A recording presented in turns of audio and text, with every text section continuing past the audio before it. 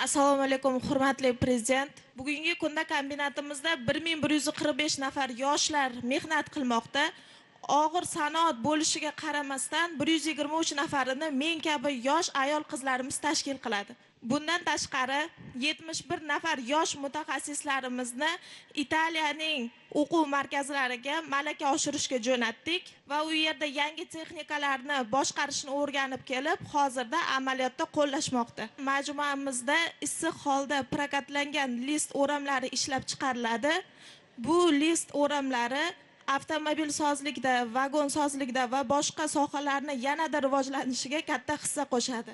Bu yangi mahsulotimiz yangi korxonalar ochilishiga va yangi ish o'rinlari tashkil qilinishiga juda katta hissa qo'shadi. Hurmatli prezident, yoshligimdan Zulfiya xonim qizi bo'lishga harakat qilganman va she'rlar yozganman. Tashrifingizni eshitib juda ham ilhomlandim va bizga yaratib berayotgan imkoniyatlaringizdan ilhomlangan holda kichik bir she'r yozgandim. Minnatdorchilik sifatida agar ruxsat bersangiz shu she'rimni sizga o'qib bermoqchiman.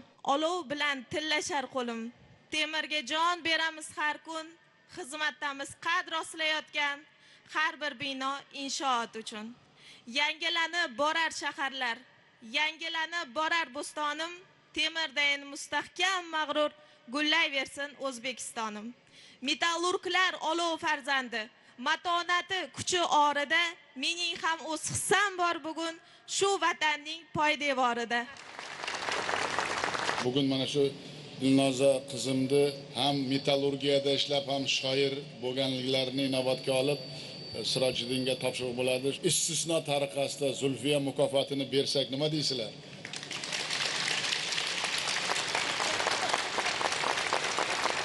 Men mukofotga qo'l qo'yaman. Sirojiddin butun jamoalaring bilan Kattaxon va Dilnozaxon bilan birgalikda kelib, 1,5 mingtaga yoshlarning ichida 123 ta ayol qizlar ishlayapti deyapti.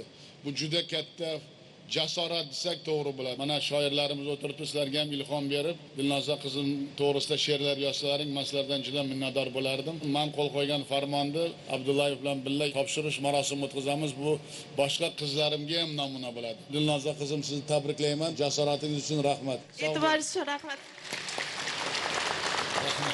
Juda ham kuchli hayajonlandim. To'g'risi, umuman kutmagandim. Mukofot berishlarini, bunaqa e'tirof qilishlarini kutmagandim. Kichkina she'rimi shu darajada qadrlab Zulfiya mukofotiga loyiq ko'rganlari uchun muhtaram prezidentimga juda ham katta rahmat aytaman. Yanada yaxshiroq ishlab, yangi O'zbekiston rivojiga hissa qo'shishga va'da beraman. Majmuamizda issiq holatda prokatlangan list rulonlari ishlab chiqariladi. Bizning vazifamiz ishlab chiqarilgan rulonlarni qabul qilib olish va ularni topshirish. Bizning ishimiz murakkab emas, ayol qizlar uchun juda ham yengil ish.